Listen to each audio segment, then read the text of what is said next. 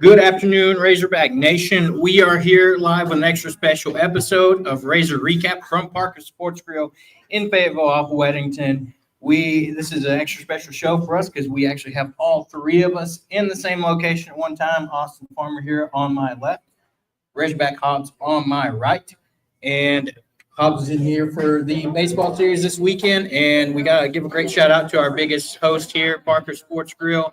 Fantastic to have them hosting us. And also, can't forget to talk about Razor Pigs. Looking good, never felt so fun. Razor Pigs is the Arkansas-born brand bringing some serious style to the golf course, the tailgate, and everywhere in between. From high-quality polos and to head-turning hats, they've got what you need to rep the natural state with pride. Founded right here at home and now run by a Razorback-loving family, Razor Pigs is where comfort meets cool. So go hog wild and shop Razor Pigs today at razorpigs.us.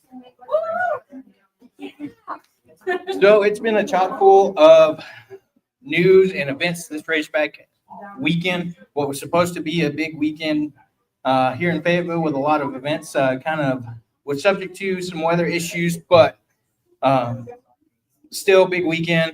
And we got to start that off with, of course, the news that came out on Thursday afternoon with the Arkansas basketball program. Big news in our returners that will be back. Officially, as Kyle liked to say, this year there is a team. So we now know DJ Wagner, Trevin Brazil, Billy Richmond are going to be returning with Carter Knox testing the NBA waters, but maintaining his eligibility to return back to the program next year, along with the additions of freshmen Malik Thomas, Darius Acuff, and Isaiah Seeley from right here in Northwest Arkansas, along with a few other additions in the transfer portal, Malik Ewan from Florida State, and Nick Pringle transferring over from South Carolina. So, Austin Hobbs, how are we feeling about that announcement now that we've been talking about it for a few weeks now about how when are we going to get some news, when are we going to get some information about, what's happening with this basketball team? So your guys' initial thoughts after that information came out. Yeah, the first thing I thought about was the first thing I saw was Carter Knox's announcement saying he was going to go into the draft process, and for a second my heart skipped a beat because I was pretty sure that he was coming back. But it's not like football where you enter the process and automatically you lose your collegiate eligibility. So I don't think he's going to make that list of players who are going to either go in the first or second round. So I believe he's probably going to come back, but this is more of a way to go get feedback from scouts, get feedback from teams, and see what he needs to work on, all that stuff. So if I had to put a bet on it, like right now, I'd bet he's coming back to Arkansas. Now he might go there, a little chance that he gets the feedback he's looking for, and he ends up going into the draft. But I really don't see that. But still, you've got DJ Wagner, which for pretty much this entire time, we've kind of just been waiting on him to make up his mind whether or not he was going to transfer or if he was going to the draft or if he was whatever he was going to do. But I'm glad he's coming back because I think even though it was a little rough with him and Boogie Flan this year, I believe that his leadership, as a junior coming back, Arkansas is going to need that. And if you look at the teams who succeeded this year, like Auburn and Houston and Florida, they had all these older transfer guys that came in. And like Auburn, I mean, their average team age was like 24. You're supposed to be graduated by that time, like 2 or 3 years ago. So just having those older guys, I feel like that's going to help us step up a little bit. And I love those transfer additions of the big guys like Nick Pringle and Ewan. Ewan, for sure, that dude, there's not a man – you shouldn't be able to move like that at 6'11". He's a very good gift for Arkansas. If you go on to like 24/7, you'll see that he's like the number 98 recruit in the transfer class this year. I'm telling you, that is not. I don't feel like that's accurate. I feel like he's a really, really good kid, and he's really gonna kind of take what Jonas Aving should have been this year. And as long as he stays off some golf carts or whatever, as long as he stays healthy, we should have a good group going into this next winter. Yeah, very well. So, first of all, I'm really excited to be here in Fayetteville. I don't get a chance to come here often, so this is I'm taking it all in. It's been a great weekend, even though we lost the baseball series. But number one, I want to give a shout out to my father watching back home, and my good friends Mike and Chase Cole. Appreciate y'all for always supporting me. But as far as the basketball team, I've been talking to you, Austin, this whole time. Patience, okay? I don't want to be patient, man. I want to know. Number one, it's baseball season, okay? Like, basketball's got a chance to get their roster together. They don't play until October. So, Carter Knox, everybody's saying he's probably coming back. I hope he does, because really, he was the main guy at the Texas Tech game. He didn't miss. What was he, 4 for 4? Yeah. In the game? So, I kind of had a feeling that Cal was working behind the scenes to keep the same guys and wanted to make sure that everybody made their decision before they made announcements. So that, number one, makes me feel good about the team chemistry. But, having all the guys back, and I think we will get Carter Knox back, is big time. And then, like you said, the 2 big men we got in the portal, we're working to get this team together. And you think about it, we were in the Sweet 16, and just if it wasn't for the last few minutes of blowing the lead, we're in the lead 8, and who knows what happens. You don't in that even game. get me started on that. Okay. So, well, we're not going to be. Because I think gonna move Arkansas on from beats that, Florida too. but- I think they blew their chance at a national championship. This might just be Fan Austin talking, but man, I believe they would have beat Florida, and they would have been in that national championship. Good. I mean, I'm telling you, I hate that so much. anytime you play a team multiple times in the year, you always got a chance to beat them. Yeah, that's true. And we should have beat Florida when we had them at home. That's we true, didn't make too. free throws. Yeah, exactly. That's what I'm saying. But to the point here, Transplant Texan, our long time tuning in, makes a good point here. If you noticed while watching that announcement what these guys were saying, it was more than just I'm staying. They were saying, hey, we're all in. We're running it back for another season. So I think that tone difference helps you understand how excited these guys are to come back and play under Cal with not only that continuity, and as Cal likes to say it all the time, retention.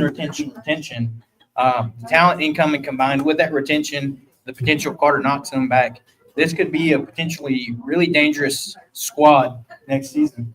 And sorry to cut you off, Austin. So not just that. Think about Coach Cal came here a year ago. There is no team. All right, this is his second year. These guys are all back together. You got Cal a chance in the offseason. They're going to have a chance to practice together, scrimmage together like they didn't have a chance before. Look out for Arkansas next year. 100% I agree. Plus, they have a full team. Yes. They're going to have a full team. They're not going to have just 9 guys.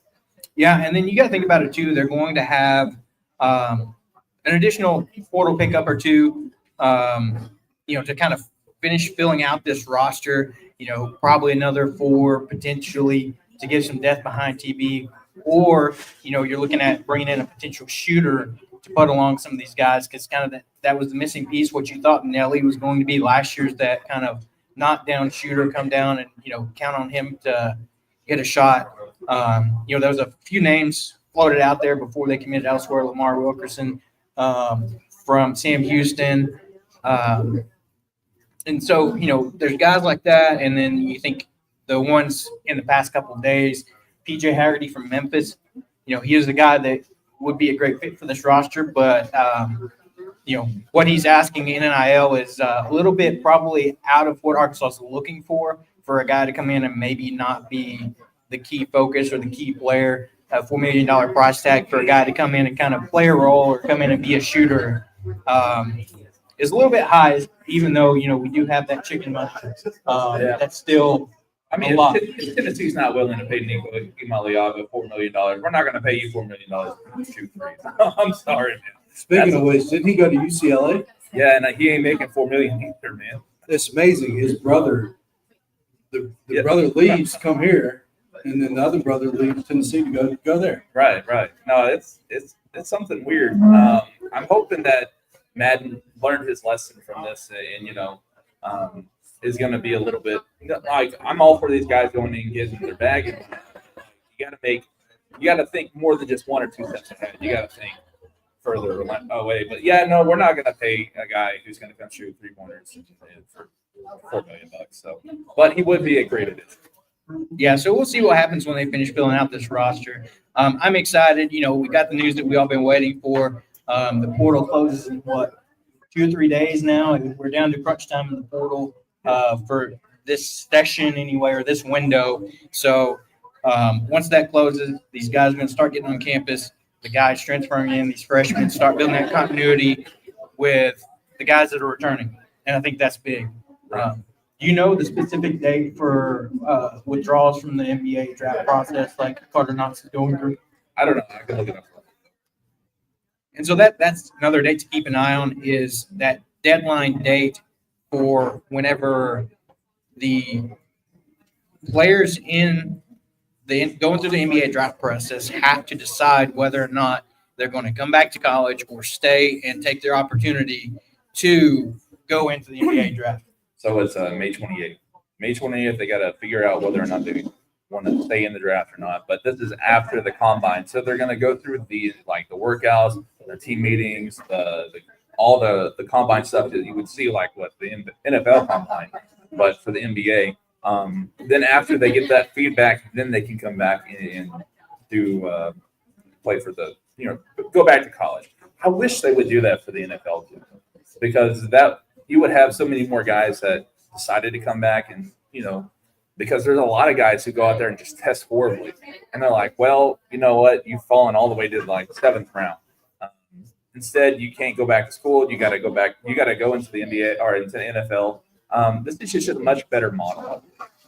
So this is a great way for Carter Knox to go out there and to see what they're actually wanting to get from him specifically, not just the people who play his role. So I really like this for him, and like I said, I feel like he's kind of come back. Yeah, I agree. The latest I've seen on that was, pending his draft grade, it was 80-20, 75-25 on that he would come back. So it's going to be interesting to see what happens with that. But, I feel confident that he will be back for another season. It's like we said last week, kind of picking our guy who we thought would be a key player for next year's squad. And, Hobbs and I both said Carter Knox. And so if he does decide to come back, that'll be big for the squad next season. So I'm excited to see what this offseason is going to hold, what we get from social media, what gets released out. It'd be really cool if they decide to do a season 2 of that Vice documentary on Cal, and we get to see what year 2 under Cal looks like. So I think it's going to be a fun one. Yeah, absolutely. Like you just said, Carter Knox. Hopefully he comes back.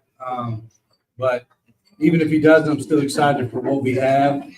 I mentioned this as well. Like, hey, like the guards we have this upcoming season, some of the best in the country, some of the best you're going to see, maybe the best we've ever had here. And that's saying a lot. We've had a lot of good ones. So,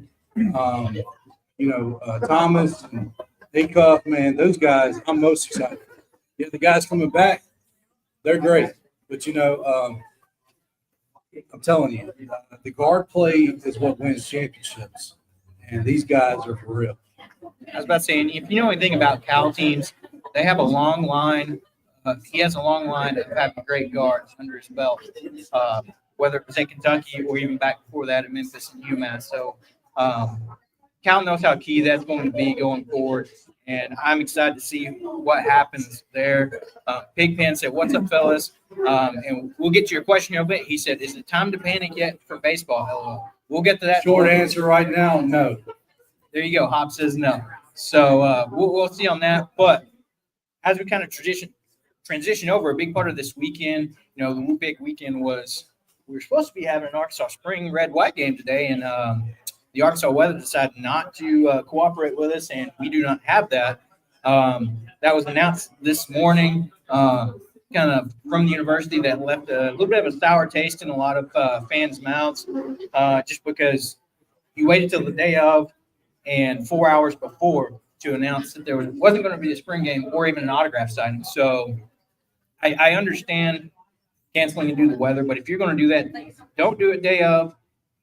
And, you could still have the autograph signing indoors somewhere. That's not too hard to pivot and figure that out. It does suck for all the fans that may have drove up for that last night, rented a hotel, whatever it may be, to come in and expect to come to the spring game. Then, 10:30, 10:45 this morning, university says, due to the inclement weather, no spring game, no autograph session, see you in fall. That's what we got.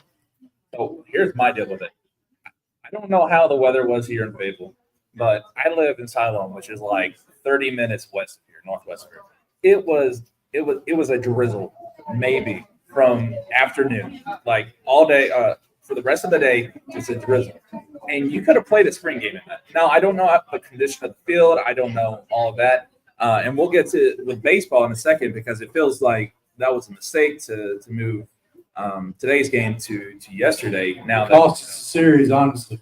But it's frustrating, because not only do you not get to see anybody, any of these new guys. Like, I was excited to see this offensive line, because obviously that's the most important thing to a football team.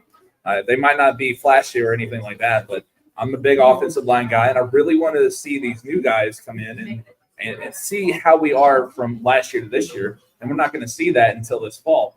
But it was the tone in which they let you know. Like, they're not even leaving it up to doubt that they're going to, postpone it, or they're going to try a different day, or they're going to go inside and use the inside facilities. They're just like, see you in the fall.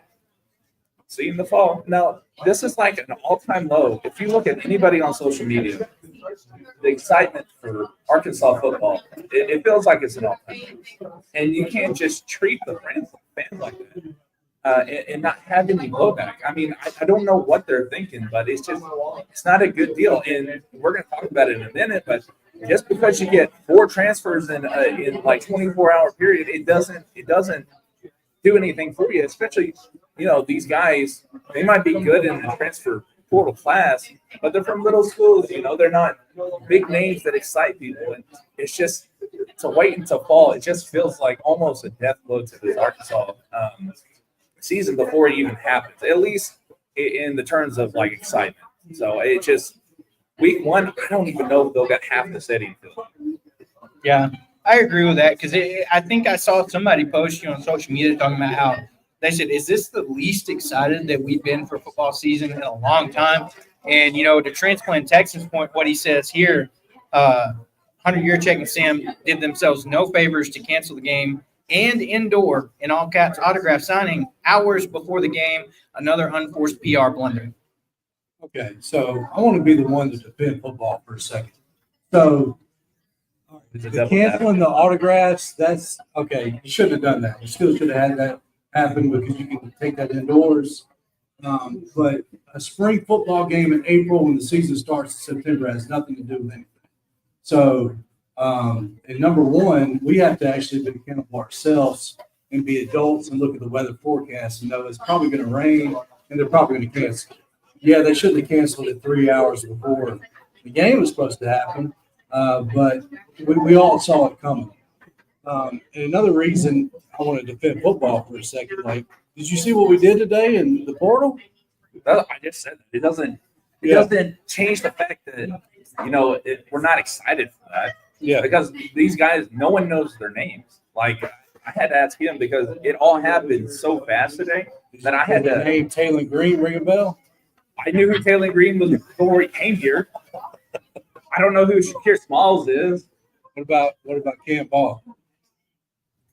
They didn't commit to transfer today, though. Yeah. And we were more excited about football then. So, But, I mean, the thing is, we beat the brakes off of Texas Tech in the bowl game. Yeah, I know most of them guys are gone. But there's a lot of things to be excited about football. You got the NFL draft coming up. Andrew Armstrong and Tesla, see where they go. And of Landon course, Jackson. Landon Jackson. Anytime you get your starting quarterback back, and he's one of the best in SC, even though most experts don't agree with that, you got a lot to be excited for. Not just that. The guy that coaches our offense, he's pretty good too. Yeah, he is. Now, it's not like I feel like I might be the most excited person in Northwest Arkansas for football, and it wasn't even the fact that they canceled, because I understand, like, even if the ground is wet out there, are you really wanting to go? Not for a spring football. Yeah. Or you want to go risk, injury, because there's a lot of non-contact injuries you get from wet fields and stuff like that. So I understand the cancellation. It's just how they went about it. Well, And it's like the transplants Texans said, it's just another unforced PR play. But another thing, think about this, okay? Baseball is used to having weather in the spring, postponing games, playing doubleheaders. Football is not used to that. No, I'm not. So it's like maybe they don't know they need to postpone or cancel something until they see it happen. So that's where I say a little bit of slack there, because you normally don't postpone footballs. You play football in the rain, but not meaningless football. Yeah. No, I get you there. Like, I don't have a problem with the canceling. Now, I would like to, maybe try to make some other accommodations too, but it was just like, hey, we're not even going to give you the chance to wonder about it. We're like, see it in the fall. It just sucks that it was like that. So I'm still excited for this next season, but I'm talking about the fan base in general. I just don't see it, because, I write too, and whenever I do my football articles, they're not getting nearly as many clicks as they used to. Whenever I talk about football on, which I did post something the other day with the football helmets, and that did pretty good. But other than that, there's not really a whole lot of interaction, and that's also because we have a dang good basketball team right now. So yeah, and baseball. As someone who loves football, that's my main sport. I like basketball too. Don't get me wrong, but it just feels kind of sad that we're moving towards that basketball school, name, and I just don't want to be like Kentucky Red. You know what I'm saying? Like, I'd like to have a good football team as well. Yeah, and part of it here, Transplant Texan is given some hard truth here. He said young kids who come to Fayetteville looking forward to the game and or autographs have learned quickly that the football program will let them down. Yeah, and like I said, I don't agree with that at all, canceling the autograph thing, because that's for the kids. So you got to give the kids a chance. Because for me personally, as a kid, I fell in love with this team watching Matt Jones play. So that's how kids fall in love with the program, become Razorback fans for life. So you can't let the kids down like that. So I disagree with canceling the autograph thing, but I'm all for let's cancel, not get any injuries, playing meaningless football in the rain. That right there was a good decision. Yeah, and I agree with that. You don't want to risk injury in, like you said, a meaningless game between, an inter-squad scrimmages. Right. Years ago, I remember, players getting hurt in the spring game and missing the entire season. Does Niall Davis ring a bell? Got injured in the spring game and missed the entire season. So you don't want to risk that. But I think what the thing that fans are upset most about is the manner they did it in canceling it 3-4 hours beforehand. Yeah. Do it the day before, 2 days before. You know what the weather's looking like, what the weather forecast is going to be. And even to your point, postpone it to another weekend. Don't just cancel it altogether. There's plenty of weekends in May that are going to be warmer, that you have big baseball series that you can pair that on top of. We're playing Texas and Tennessee. Both of those series are going to be here. Great weekends to pair a potential spring game with. I don't mean to cut you off there, but there are dead dates within May that they can't actually do that. So there are some legality reasons why they can't play a little bit later. But I'm with you too. I mean, do it on a Monday. Yeah, figure out a way to make it work. Have fans Can there you necessarily, really do it on a Monday though? Is that Monday night wouldn't be bad. Can they play a spring game on a Monday? I don't think it's illegal. Just say it's an I don't open know, practice. because I've never seen one happen before. Just say it's an open practice. You don't have to put it on. What do you call it? You don't have to put it on ESPN or anything like that. Just have it open to the public, and they can watch the Hawgs. Yeah, I mean, that is But again, something- I don't know the dead dates and everything. Yeah, that's something you do have to consider. So, what all went into that? I think at the end of the day, the consensus is, there was probably a little bit better way to do this from the university perspective and a PR perspective between Juracek and Sam. I didn't see the communication, but Transplant Texan says here, Sam communicated to the fans that the autograph session would be moved indoors if the game was canceled. No excuse to cancel both, an insult to any fans still showing interest in the football program. So, yeah. Transplant Texas, multiple fans on social media on their way to the game from out of state or across the state with their kids, only to learn en route that even the autograph session was canceled. Big letdown. Yeah. I 100% agree. So we'll have to see. I'll be interested to see if there's any kind of PR information put out in the next coming days regarding that, what's going to happen. But we can get off of this because it is what it is. We're not going to change it. So if you guys want to just head over to the transfer editions, get some a little bit of more positivity into this football conversation, we'll go for it. We don't know their names yet, but we will know their names going into this. I was about to say, by the end of the show, you should know their Yeah, names. we're going to know their names. And you can start Googling. So, between today and yesterday, the past 24 hours for the transfer portal for football has been a little bit active. And we kind of expected that. Sam talked about that in some of his pressers about how they're going to try to be a little bit more active in the spring window. And, so far, Travis Williams is kind of working his magic here on the defensive side of the ball because that's what you've had so far is these defensive commitments. And so, we'll start with one of the first ones is the secondary gets some more depth and potentially help with Shakur Smalls, who is transferring in from Maine. He's a 6'2", 205 DB that is native of Pennsylvania. He had 43 tackles, 6 passes, defended an interception in 2024. In 4 seasons with the Maine Black Bears, he racked up 165 total tackles, 3.5 tackles for loss, 20 pass breakups, and 4 interceptions. He also received interest from other programs around the SEC, ACC, and Big Ten along with all those with Arkansas. He is expected to have just 1 year of eligibility at his next stop being Arkansas. So he finished the 2024 season with a 74.1 defensive grade, 74.3 in run defense, and 55.1 in tackling grade, and 73.5 coverage and 400 snaps. Yeah, so I mean, he's spent his entire career at Maine. So, but we had these guys that come from the FCS, kind of like Isaac Tesla. Even though I feel like he wasn't utilized correctly at Arkansas, he obviously is a dang good athlete. We saw that in the combine. And sometimes you'll just find these like diamond in the rough guys. So I'm hopeful for him. He's played a lot of football. Played 5 years at Maine. The one thing I'm worried about is the tackling grade. Like 50s, 60s cornerback. That kind of sucks because you need those guys to be able to tackle, right?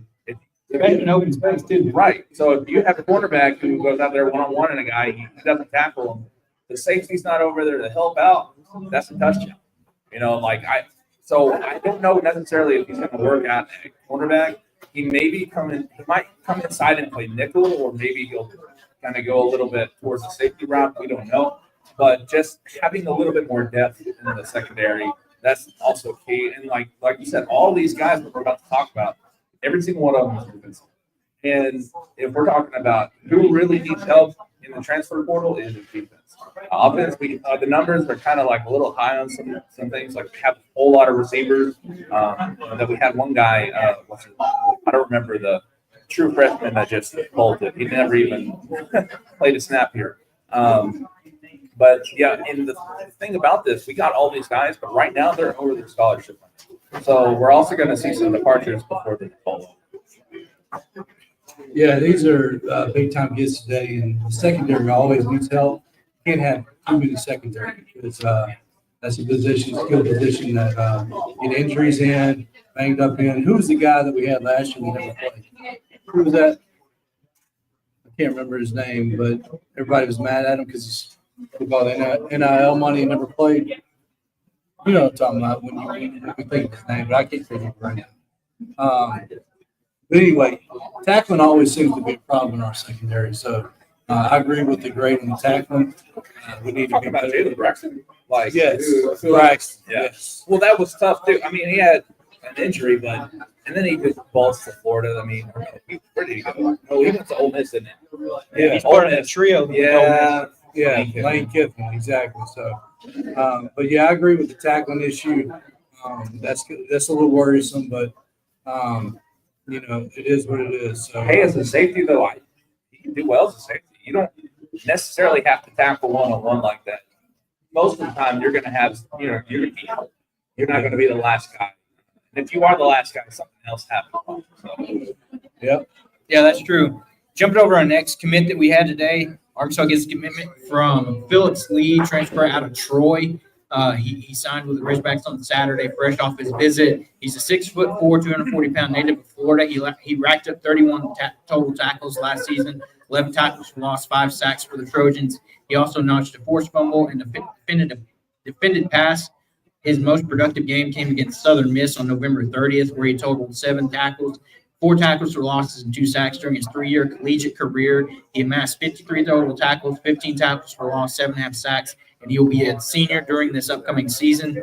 According to Pro Football Focus, he finished the 2024 season with a 75 defensive grade, 63.1 run defensive grade, 60.4 tackling grade, 77.5 pass rush grade, and an 83.5 coverage grade on 394 snaps. yeah, that's another position we need some help in. Not necessarily, I don't think necessarily we need some edge players, but I mean, you can't go wrong with getting a guy like this.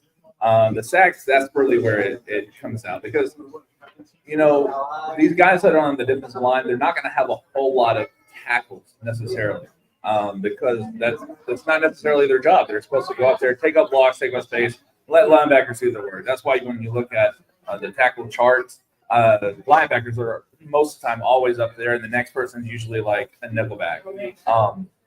So, I wouldn't worry about the only 15 solo tackles or 30 tackles altogether, but that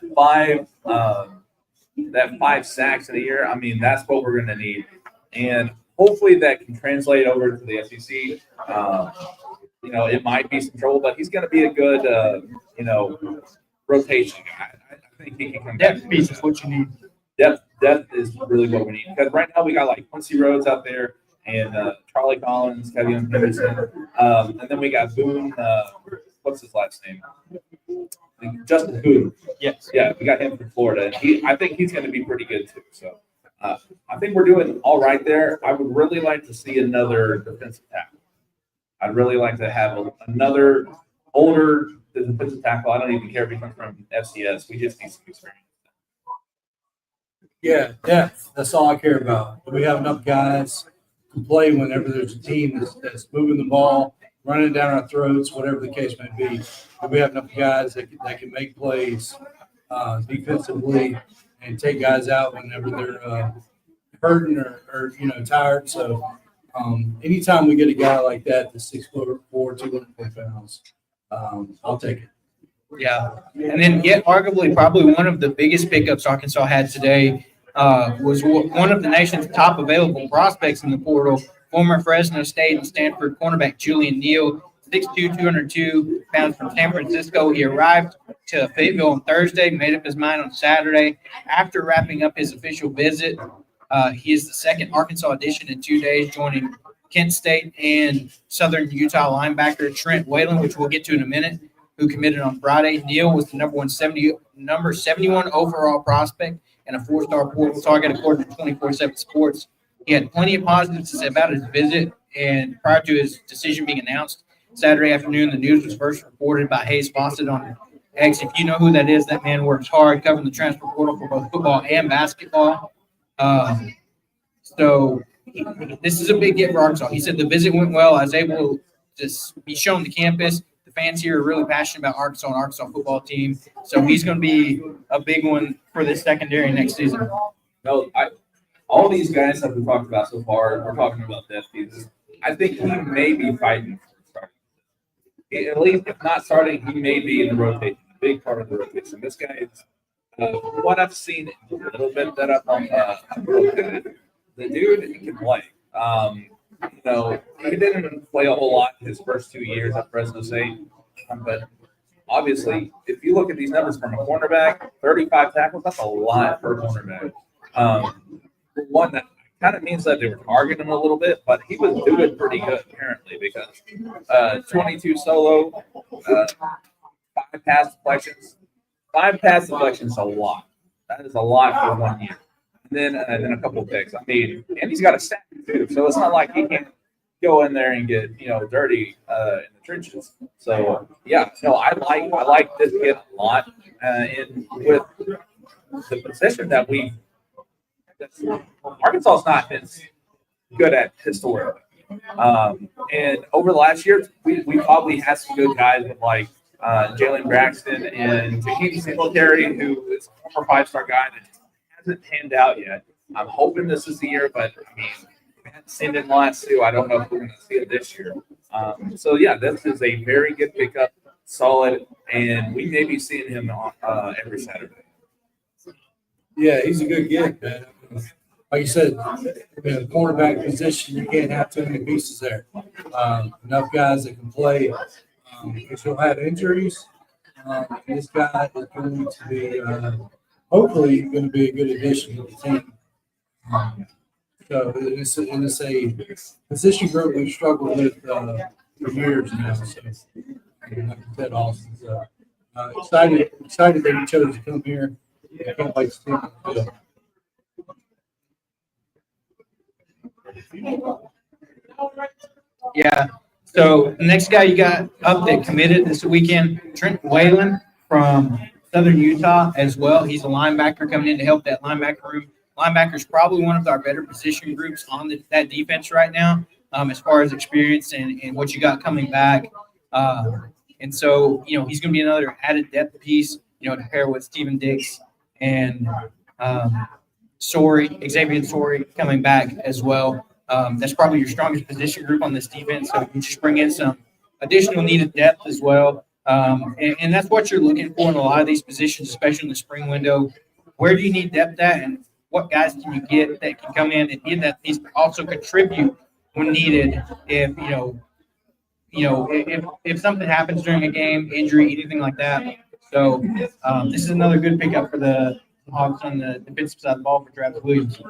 Yeah, I mean, 6'3", 235 pounds, that's stereotypical linebacker, right? I don't know how it's going to transfer. I feel a little bit better when you're talking about DBs and defensive ends, not necessarily defensive tackles. Whenever you're talking about moving from FCS over to FBS, especially the SEC. Linebacker, I don't know. I just feel a little that there's so much that goes into it. Mike, the middle linebacker, he is like the quarterback of the defense. And if you don't know what's going on, then you're not going to be able to play. I just hope that his game translates over. He can be like a guy from Illinois, defensive tackle. He played for the Cowboys. Big dude. John something. Yeah. John Ridgeway. I can never remember his name. Like he's one of those guys that came from the FCS. He really, really stood out. Kind of like games in small school. Yeah, that's right. Came from the FCS, ranks up to FBS. So you never know with these guys. They're going to be hit or miss. With the linebackers, I'm just a little bit more cautious with it. But like you said, it's a good depth piece. And I like that he's going to be one of the older guys, too, because they need some experience. They need some leadership.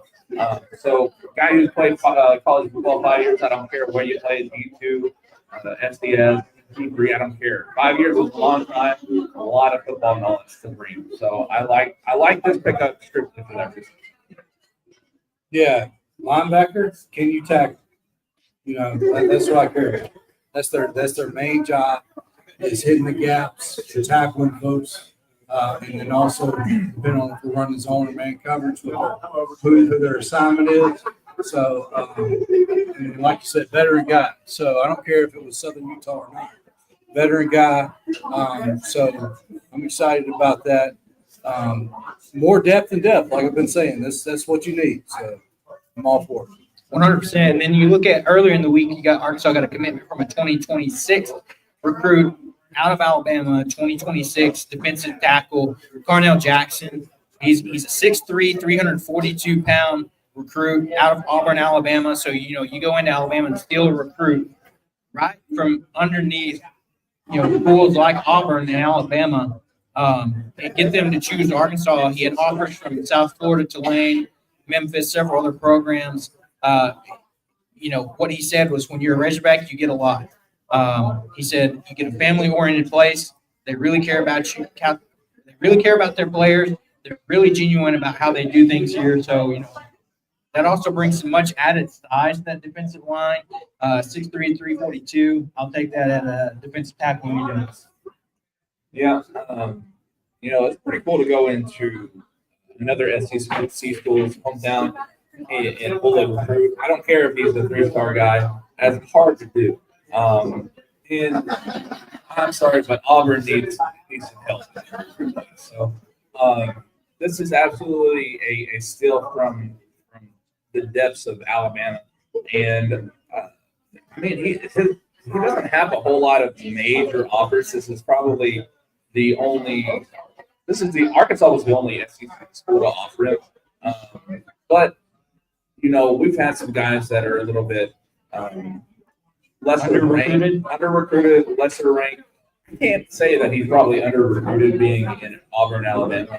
But some of these guys are late blossom. I'm going to look at Deuce Beard. He wasn't super highly recruited, and now he's probably going to go, if not the late first round, early second round. So, I don't know. I got nothing but good things to say about this. But at the same time, right now, Arkansas's class looks good on paper or compared to everybody else, but that's because they have so many people committed right now, which, you can say that's a good thing because you're getting these guys in early. But if we're looking at what they're ranked based on averages, they're 35th in the country. So I feel like Arkansas is going to have another down year when it comes to recruiting class. So that's the thing to look out. So if you go on there on 24/7 or 247 Sports and see that, we're ranked number 12 in the country, that's not going to last. So, especially if you keep getting guys like this, no disrespect to them, but they got to do a little bit more work. Get some guys like Tavion Wallace. That was the big time recruit. It was kind of out of the blue, but that's the stuff. That's in with the money that Arkansas has. There's no reason why they shouldn't be going out there. Well, all I heard after football season was have the team left. And we didn't have anybody compete the bowl game. And what do we do? So anybody that wants to wear the Razorback on their chest, come off for it. 1, 2, 3. Obviously, I don't want to be a bunch of 1-stars, but you know what I'm talking about. So here's the thing right there, though. The guy that really tore it up, Dasmond James, he bolted right after that. Yeah. Too. It's where I don't did he know, play? man. Huh? Where did he go? Where did he go? Exactly. To UCLA. I'm pretty sure he went to UCLA. I think he went out west. That's crazy. How do you leave a school that's actually throwing you the football? And they see what you can do. They're bringing the same quarterback back, same offensive coordinator, but you just gone. That's what I don't understand about some of these decisions these kids make. That might have been about money too. Who knows? It's always about money. Yeah, he might have had people talking to him before that it happened, and he never even gave Arkansas a chance. Well, I'm not just putting out ideas. I'm not saying that's what happened, but and you look at it too for him. Where he headed out is what a lot of people would classify as a downgrade. You go from an SEC school where you had some great success in the bowl games, kind of put your tape out there. You had one of the longest touchdown receptions in school history in the bowl game, and then you head out to play at Cal. So you're telling me you'd rather go play at Cal instead of staying in the SEC to play in one of the best conferences in college football. Now you're just going to go out west and play for, no offense, a lesser program at Cal. Well, Aaron Rodgers and Marshawn Lynch both played at Cal. That was a long time ago, but yeah. Individual efforts there. Yeah. Talking about team success, though, it's true. what's Cal's record going to be next year? don't know. We'll see. Yeah, I don't know, man. But it is what it is. This is the currency of college football and college sports in general. Until the NCAA starts cracking down on some stuff, I don't know how it's going to change. I feel like they either need to, they need to stop riding the fence. They either need to go through like a professional model where you have contracts, you have all that stuff, and you can buy people out, whatnot, or go back. Well, they can't go back because that is the law of the land now, right? Supreme Court rules on it. You have to let people, what do you call it? Get their NIL, capitalize on the thing. But speaking of NCAA cracking down on stuff, did you guys see the new rule about fake injuries? Sorry, old man. Yeah, that's what I'm saying. So now, once the ball is placed, if you fake an injury, then you have to call a timeout. And if you don't have timeout, it's a 5-yard. And I think that's like a happy medium because you have these guys who are legit injured, but most of the time it happens right after the play before the ball's caught. So it just kind of makes it to where you can't have those Lane Kiffin-esque, fake injury type of stuff. So yeah, right. So that's a good thing. But yeah, this couple of days you go in the transfer portal. It's a good gift, and it helps a little bit. But like I said earlier, it's not enough for. I feel like it's enough to get the fans excited. Now, if we go in a couple of days and get like a good get out of the portal, it might change some things. It's like but all it these has big time names. Like it has to be a big one. So it's kind of like the only thing that saved us last year was having Bobby Petrino, which that was insane, right? I'm still not used to that. I'm not used to seeing Cal in red. I'm not used to seeing Bobby Petrino back. Those are weird things, and they're happening at the exact same time. It's insane. Exactly. I agree 100%. It's like Angel said here, a couple of nice transfers today. He said, but like you said earlier, can we get a couple 4-star defensive tackles? I would say that, we're trying to be competitive in the SEC. But to your point, it's great that we've got these guys. They'll help this team be depth pieces. Julian Newman, the biggest one that's probably going to be potentially starting. The other one I see that you could be on the lookout for is the name is blanking me, but it's a linebacker from Boise State that's rated as the number 1 linebacker in the transfer portal. And Taylor went to recruiting his former teammate to try to head to the hill. Yeah, I will say 4-star defensive lineman, that is extremely hard because it's hard to get big guys like that who are that athletic enough to play defensive line. And they are very, very, very expensive. So it's easy to say we want 4-star guys, 5-star guys. It's way, way harder to do. That's why when you see guys who come to Arkansas, most of them are 4-star edges. There's not a whole lot of 4-star guys who play in the inside. But the thing is, out of all the defensive line coaches that Arkansas had in the last few years, Deke Adams is the guy that's going to be. I am still biggest fan of Deke Adams. He's really changed his defensive line into a strength when it used to be a weakness. 100%, I agree. It's one of those things that I think, you're seeing him get to work, but you need a little bit more work there. Travis Williams has gotten this defense in a really great spot from where it was in the previous, years before him. One of his biggest gets will be a freshman this year, and you mentioned him earlier, David Wallace. That's a big hit for him. A top transfer or top incoming freshman, that's going to be big. And I wouldn't be surprised to see him get minutes early on this season.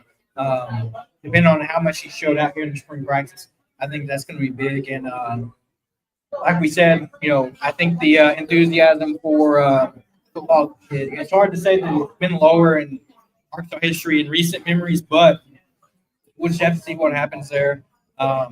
Maybe we get an update, something regarding, with all the spring stuff.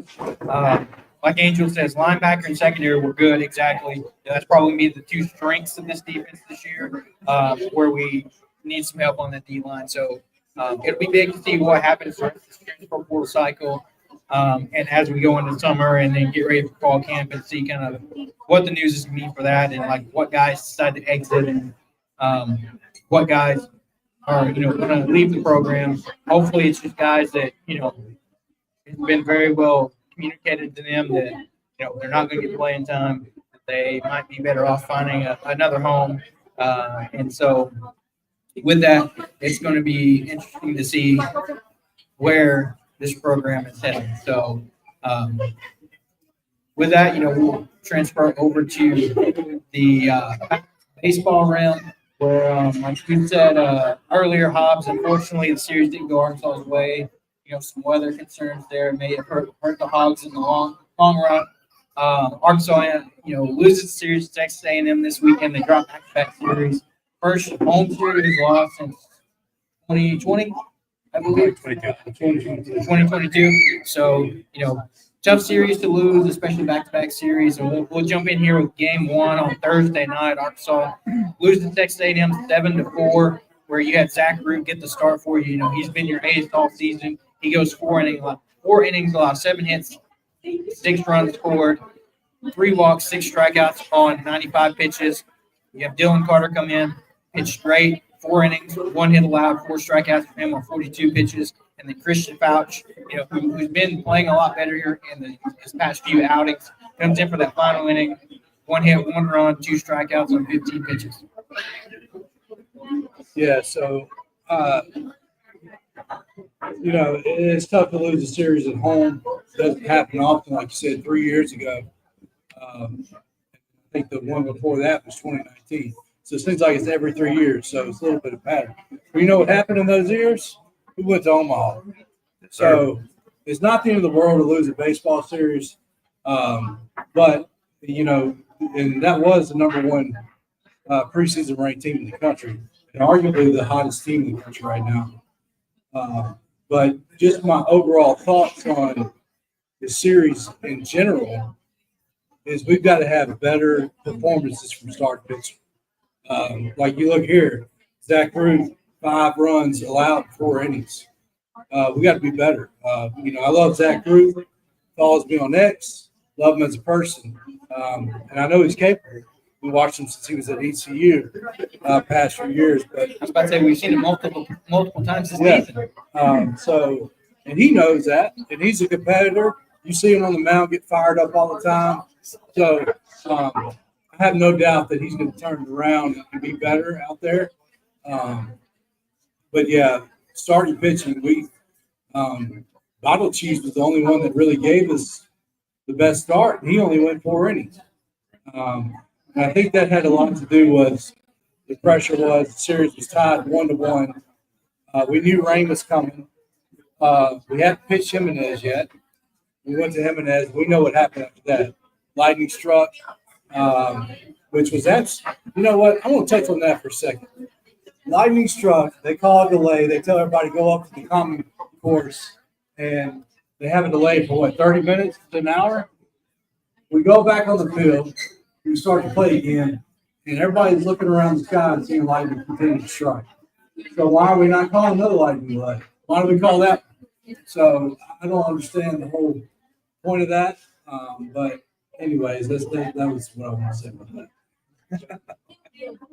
No, I agree with you. And Fauci's did fine, but it's weird to see that Arkansas's pitching struggle like because I always say that they're doing bad on the scale of Arkansas pitching because we're so spoiled with just amazing pitching year after year. So whenever we see struggling, we get all freaked out. Like who was it? Who was asking should we freak out about? Big Ben. Yeah, no, we should not freak out. I mean, this is baseball. We're just cool because we've had great pitching over the last few years, and right now they're struggling. And like you said, we know what Root can do. Like he was on the ECU team that was.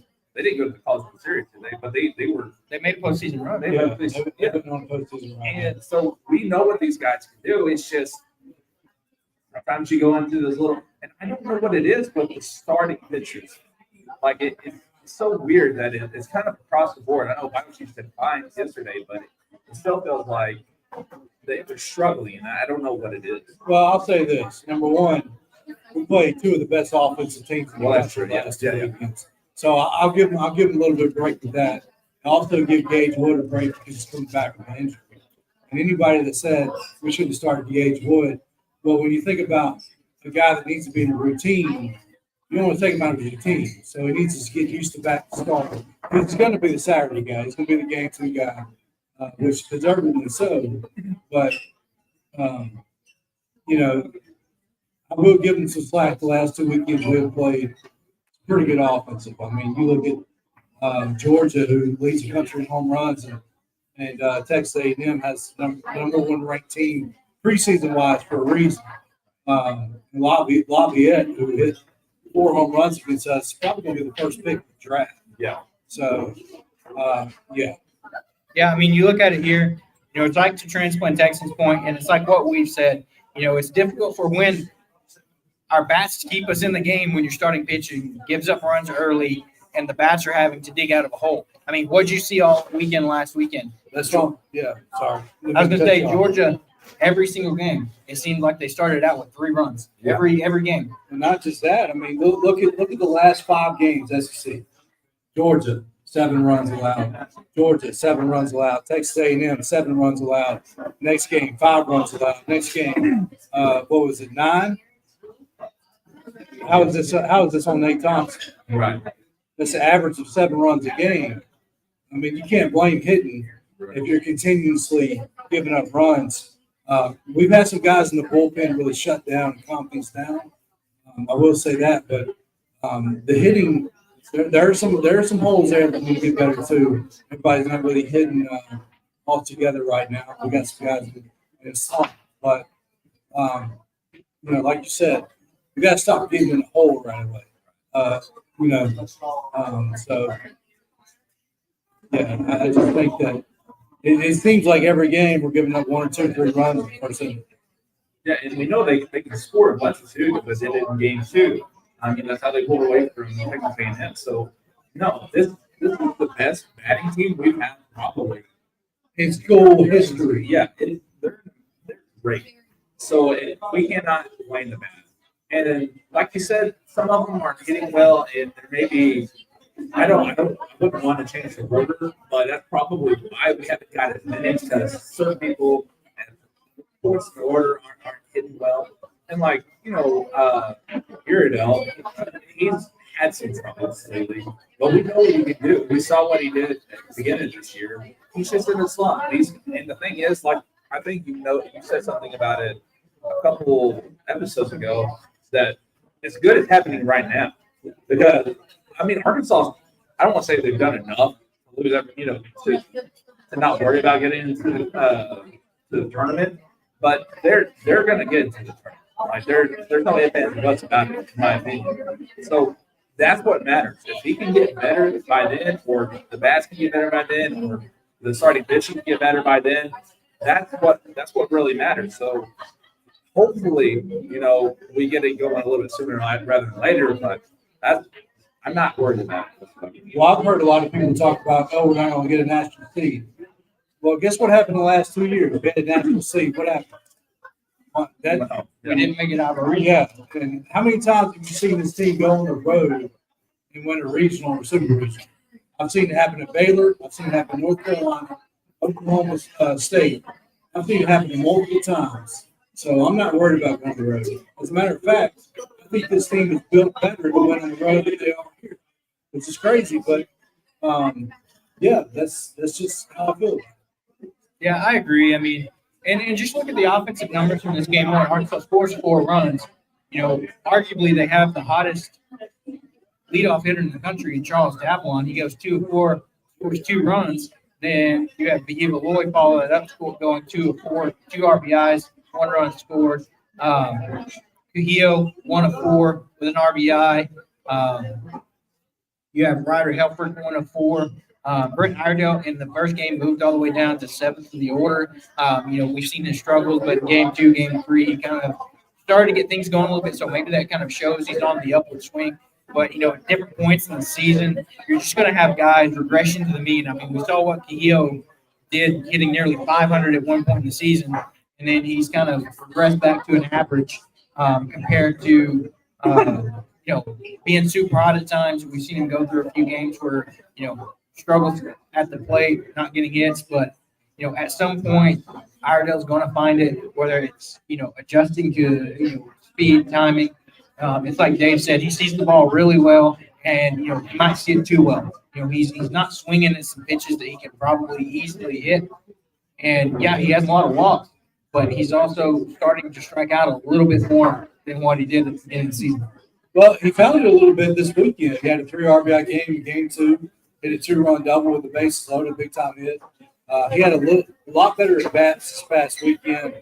But yeah, I mean, anytime you go for playing JUCO, which has been great, everyone knows he's played at, but the SEC, you got guys throwing 95 to 100.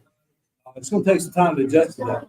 And it's good now that he's adjusting now and not in May and June when we really need him the most. So he's too good of a player not to figure it out.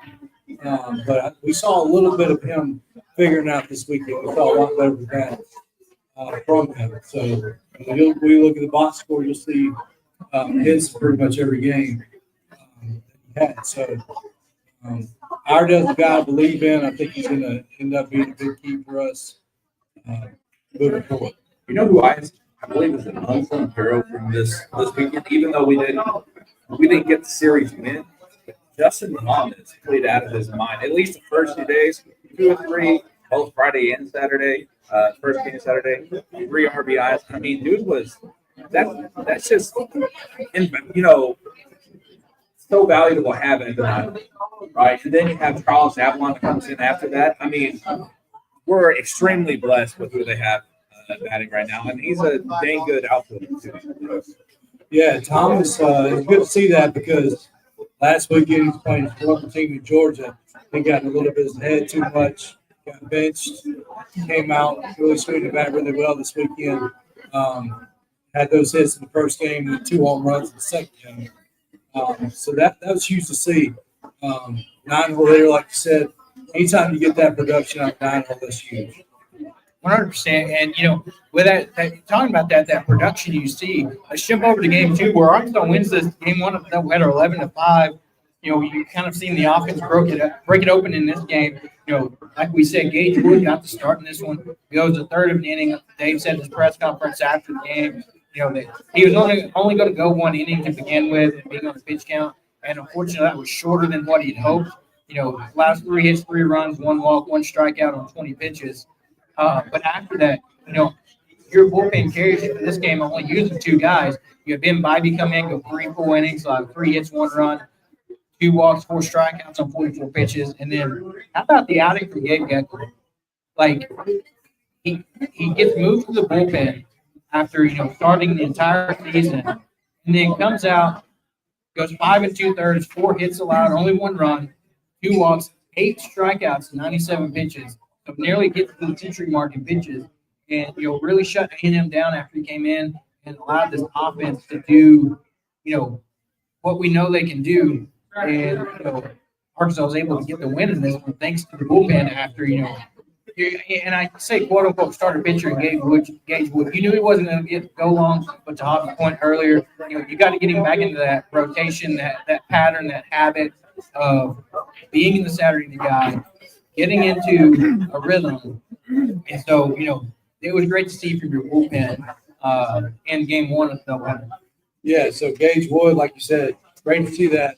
Because we were sitting on that right field line right there in that first game yesterday.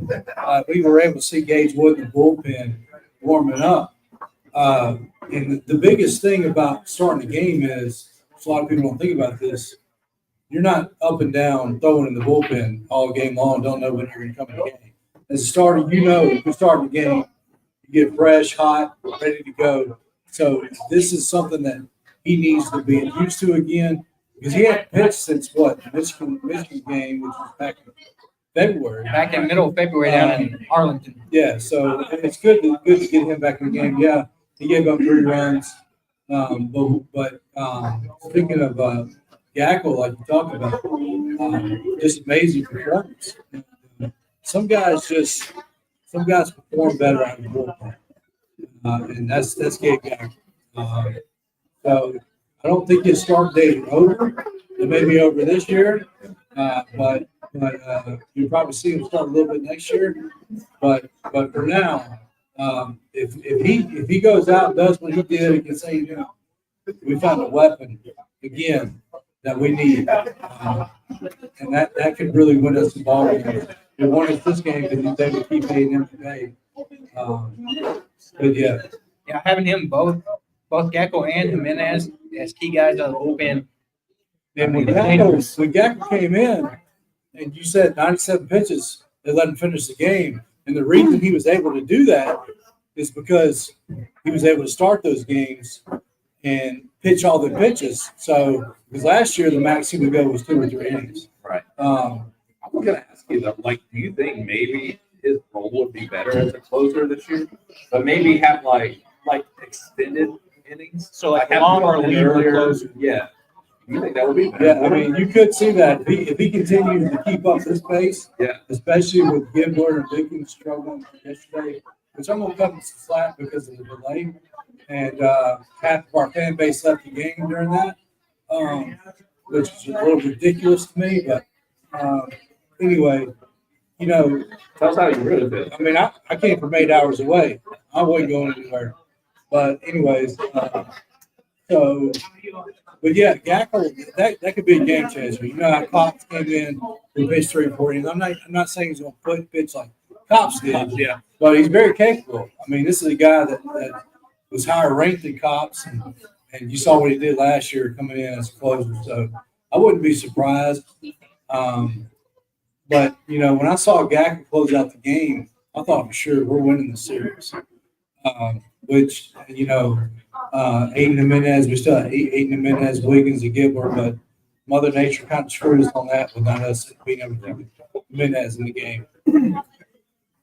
Yeah, that was the big thing too, because I was thinking at first, you know, I forgot the name of the guy who was pitching for A&M, but he was throwing some heat too.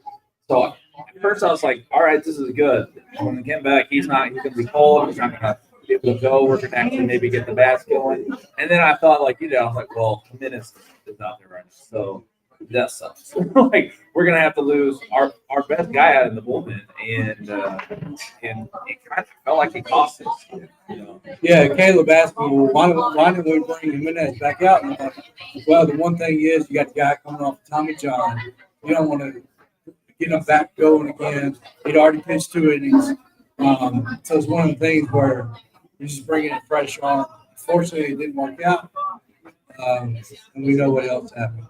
Yeah. So in game 2, let's jump over the offense real quick. And this one was one where Arkansas broke it open in this one, you know, compared to the game prior. You know, Charles Davalon, you know what he does, 2 of 5 in this game, one run scored. Behiva Lloyd continues to just absolutely destroy baseballs. 3 of 5 for 3 runs scored, 2 RBIs. Carson Bowles has gotten a lot more playing time this season, and for good reason. You know, he goes 1 of 3 in this one, scores a run, has an RBI. Cahillo, you know, it seems like when one brother's hot, the other one is. You know, it seems like they feed off the same energy. Cahillo, 3 of 4 with a run score and RBI. You saw some Rocco heavy action this weekend at first base. You know, probably not the weekend he hoped for in game 1, going 0 for 1, and then both Maxwell and Reese Robinette pinch hit for him as well. Reese Robinette, 1 run scored, 0 for 1. Brent Iredale, this game you kind of saw him get it going 1 of 3 with a run scored and 3 RBIs. That's a big one. You know, like we talked about, with his struggles at the plate, for him to come in and be able to knock in some runs and get a hit, you know, hopefully that means he's on the up and up swing. And to the guy that Austin ended about earlier, Justin Thomas Jr., 2 of 3 with 3 runs scored, 3 RBIs. You know, he was just feeling it in game 1, and you know, was able to put the ball over the wall in play in all kinds of conditions. So, you know, hopefully, you know, some of these guys in the lineup that struggled, like Iredale, you know, after this weekend is finding ways to get it going again. Yeah. And, you know, Davon did his thing, but he was Lloyd. I mean, just incredible. I mean, we talk about his bat, but his glove in the field. I mean, he's making play after play. He big league plays. He was feeling it this week. Like, dude, like Jeter-esque, that was insane. especially when he had that barehanded one this week, right? That was, dude. I'm just saying, like, I really liked what Jalen Battles and Robert Moore had, but dude, having him at shortstop right now, that is just like, it makes me forget all about Jalen. Yeah, I mean, and he's going to be a first round pick. I've said it Yeah, for sure. before. Just going to happen. So he's swinging the bat tremendously right now. He's on fire. And nothing, I saw a lot of tweets about Rocket Pepe not shouldn't have been playing. Let's pump the brakes a little bit. So number one, this kid had back issues. He's coming back from injury. Okay, you don't have a minor league system where you can just go have a rehab assignment and play in the minor league to get bats. You're stuck with what you got to get it back to the games you play. And this is the guy that my thing's not loading here. I don't have the exact number, but this guy has hit bombs his whole career. I think he's got 30-something career home runs in college baseball. So this is the guy that can get going, and we need him. We're going to need his bat if we're going to go far in the postseason. And what a lot of people don't, they don't talk about Pepe, but a lot of people are like, hey, Souza got hurt. Souza did get hurt. So it's one of the things where they're trying to figure out, do they need to move Coates out of the second? Because Gabe Frazier, he's been good. He's had a couple of good games, but still a freshman. And we got some first basemen with like Anderson and Pepe with some pop. So we can get their bat going. It's going to help us. Right. I mean, and the thing is, one guy is not going And to Robinette, too. Robinette, holy cow, dude! Like, what he did in midweek, we talked about it last time. That was just a great thing to see. But at the same time, he didn't do bad here either. He got one hit for his one at bat, or I read that wrong. He didn't have a hit, but he had a run. I mean, he was doing what he needed to in the position that he was put in. And Robinette's only at bat the series. He had a rope on the right at the shortstop. Right. So this may be a guy that may be catching fire right now. We'll see. We got 2 midweek games coming up. I'm sure we'll see him in those games. But and at the end of the day, he's probably the best defensive on the team too. So that would help as well. But yeah, we got 4 guys between Anderson, Pepe, Frazier, and guy we were just talking about, Robinette. Who do we need to get in the lineup? We got plenty of time to figure that out. It's a good thing to be figuring that out right now and not trying to figure it out in a region. Right, that's well said. But no, we've got a lot of time, like you said, and we've got a lot of talent too. So there's nothing to be afraid of. Like Big Ben, like you're good, man. Just be patient. I'm gonna pull a Hobbs and tell you guys to just be patient. Yeah, 100%. So, with that, we're going to, quickly run over game 2 and get ready to start wrapping things up. As we know, game 2, you had the lightning delay, running through quickly your pitchers. You had Landon Balachis get to start, 4 innings, 3 hits, 1 run allowed, 2 walks, 4 strikeouts. Aiden Jimenez, 2 innings, like we talked about, came in before the rain delay, pitched 2 innings, 2 hits, 2 runs allowed, 1 strikeout on 28 pitches. Weather delay. Cole Gibbler doesn't make through an inning, allows 2 runs. Carson Wiggins comes in, allows a run, pitches an inning. Christian Fouch an inning and a third. So and then you also saw Colin Fisher, Will McIntyre. It's one of those things, like we said yesterday, that rain delay probably unfortunately cost us part of the series, and so unfortunately that sucks. But it's not the end of the world. Yeah, it's a weird game, baseball sometimes. The weather really got us. Probably could have played the game today, but I understand you scheduling a doubleheader to get it over with. If they can't play tomorrow, they had to get the games in by the end of the day. So it is what it is. We'll bounce back against Florida. I promise you that. 100%. Quick little softball update for you. Softball, non-conference series this weekend. They beat Colorado State in both games, 14-1 in 5 innings in the first game. 8-0 in the second game. Reese Berline pitches a perfect game. Third in program history. You had Bree Ellis get the golden ticket to be a pro athlete and Athletes Unlimited. So big things continuing for them as they get ready to head on the road and continue SEC play. But I mean, it's been a busy weekend, great weekend. And as we get ready to wrap up here, don't forget to check us out on social media, like and subscribe to the show on YouTube, Spotify, podcast, anywhere you find your podcast. We're live twice a week, so we'll be back in action Thursday this week as we get back into our normal routine. We appreciate everybody that jumped online to watch us, everybody in the building that came out to see the show.